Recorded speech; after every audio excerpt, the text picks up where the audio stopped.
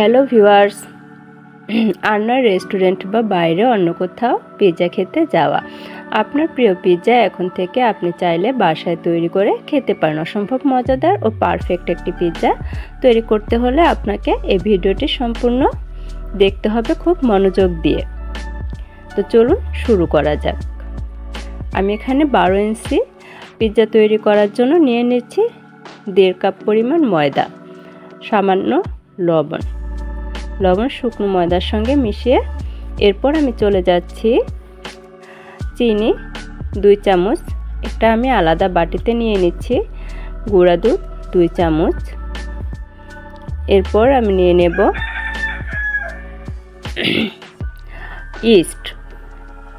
East নেব এখানে আমি 1 চামচ। হাফ কাপ কুসুম গরম পানি, এটা মূলত ময়দার ডো তৈরি করার জন্য ইস্টটাকে ভিজিয়ে রাখার প্রস্তুত প্রণালী। কুসুম গরম পানিতে উপকরণগুলো মিক্স করে আমি একটু ঢাকনা দিয়ে 10-15 মিনিটের জন্য রেখে দেব। তো 10-15 মিনিট পরে আমি ফিরে এসে সেই শুকনো ময়দার সঙ্গে এই ইস্ট ভেজানো দুধটাকে মিক্স করে নেব। মিক্স করে একটি ডো তৈরি করে নেব। তো আপনাকে খেয়াল রাখতে হবে, আপনি ডোটা যদি পারফেক্টভাবে তৈরি করতে পারেন তাহলে আপনার পিৎজা ভালো হবে, তা না হলে পারফেক্ট পিৎজা হবে না। আমি হাতে একটু সয়াবিন তেল নিয়ে ডোটা তৈরি করে নিচ্ছি। দেখতে পাচ্ছেন ডো তৈরি হয়ে গেছে। একটি র্যাপিং পেপারের সাহায্যে র্যাপিং করে এটাকে আমি ঘন্টা 2 জন্য রেখে দিলাম। এরপর আমি পিৎজার মশলা তৈরির প্রস্তুতিতে চলে আসছি। নিয়ে নিয়েছি হাফ কাপ হাড় ছাড়া মাংস, মুরগির মাংস নিয়েছি আমি এখানে। দিয়ে দিলাম গোলমরিচের গুঁড়া সামান্য। দেখতে পাচ্ছেন মুরগির মাংসগুলো কিউব করে কাটা ছোট ছোট। দিয়ে দিচ্ছি মরিচ গুঁড়ো সামান্য। দিয়ে দিচ্ছি আদা বাটা, দেওয়ার পর রসুন ও পেঁয়াজ বাটা সামান্য। ভিডিওটি না টেনে পুরোটা মনোযোগ দিয়ে দেখবেন। সয়া সস সামান্য, তা না হলে কিছু প্রয়োজনীয় উপকরণ বাদ পড়ে যেতে পারে। দিয়ে দিচ্ছি লবণ স্বাদ মতো।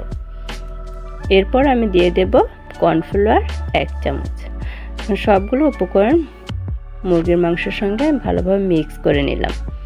তো চলে যাচ্ছি চুলায়। একটি প্যানে আমি কিছুটা সয়াবিন তেল নিয়েছি।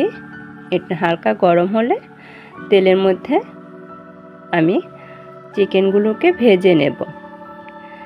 এখন এই চিকেনটাকে আমি আধা ভাজা করব, অর্থাৎ পুরোপুরি ভাজবো না, কারণ এটা যখন আমি পিৎজায় ব্যবহার করব তখন আরও কিছুক্ষণ রান্না হবে।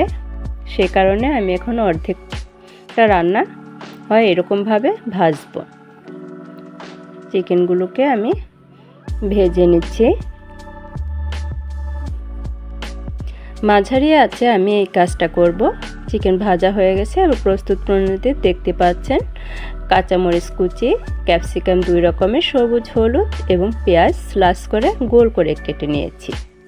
এখানে আপনারা ক্যাপসিকাম হলুদ না পেলে সেক্ষেত্রে শুধু সবুজটা বা যে কোনো একটি ইউজ করলেই হবে। চলে আসছি সেই ডো রেখেছিলাম সেখানে। দেখতে পাচ্ছেন আমার ডো পারফেক্ট হয়েছে, অর্থাৎ ফুলে উঠেছে অনেকটাই। এটাকে আমি আরেকটু করে একটু বেলুনের সাহায্যে কিছুটা বেলে নিচ্ছি।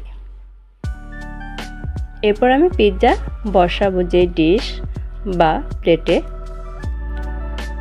তার মধ্যে আমি কিছুটা তেল ব্রাশ করে নিচ্ছি।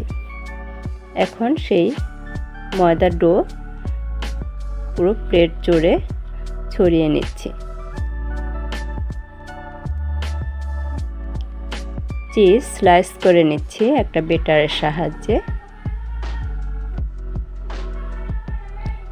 এরপরে আমি ময়দার ডোয়ের মধ্যে সস ব্যবহার করছি। ময়দার ডোয়ের মধ্যে আমি কিছুটা টমেটো সস দিয়ে দিয়েছি। এখন একটি ব্রাশের সাহায্যে ভালোভাবে ছড়িয়ে ব্রাশ করে নিচ্ছি পুরো পিৎজা জুড়ে। এরপরে আমি চিজ বেটারের সাহায্যে যে কুচি করেছিলাম সেগুলোকেও ছড়িয়ে দিয়েছি পিৎজা ডোয়ের ওপরে। এরপর আমি ক্যাপসিকামগুলো সাজিয়ে নিচ্ছি। এখানে আপনারা চাইলে একরকম ক্যাপসিকামও ইউজ করতে পারেন, কোনো সমস্যা নেই। এরপরে স্লাইস গোল করে কাটা পেঁয়াজগুলো, কাঁচামরিচ সবগুলো উপকরণ আমি এক এক করে সাজিয়ে নিচ্ছি এবং ভেজে রাখা চিকেনগুলো ছড়িয়ে পুরোটা সাজিয়ে নিচ্ছি। এরপর হাতের সাহায্যে আমি এটাকে চেপে চেপে একটু ডোয়ের মধ্যে থাকে এরকমভাবে দিয়ে দিচ্ছি। তো রেডি হয়ে গেছে আমার অনেকটাই। পরিশেষে আমি চিজ আরও কিছুটা উপরে ছড়িয়ে দিলাম। দেখতে পাচ্ছেন তৈরি হয়ে গেছে পিৎজার পুরোপুরি প্রিপারেশন। এখন শুধু আগুনে তাপ দেওয়াটাই বাকি। তো চলুন সেখানে চলে যাচ্ছি।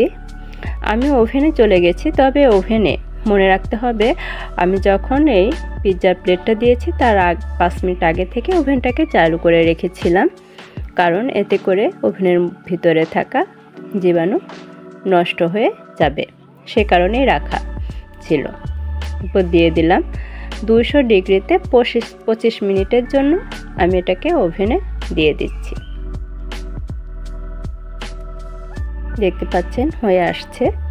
তো 25 মিনিট পরে ওভেন থেকে পিৎজা বের করে আনলাম। হয়ে গেছে আমার পিৎজা তৈরি। দেখতে পাচ্ছেন কত সুন্দর পারফেক্ট হয়েছে পিৎজাটা। আমি কেটে দেখাবো আপনাদের যে এটা পারফেক্ট হয়েছে কতটা। তো এখন থেকে বন্ধুরা আর বাইরে নয়, বাসায় তৈরি করে খাবেন। আমি এখন পিৎজা হওয়ার পরে অরিগ্যানো মশলা কিছুটা ছড়িয়ে দিচ্ছি। এটা আপনারা পছন্দ না করলে স্কিপ করতে পারেন।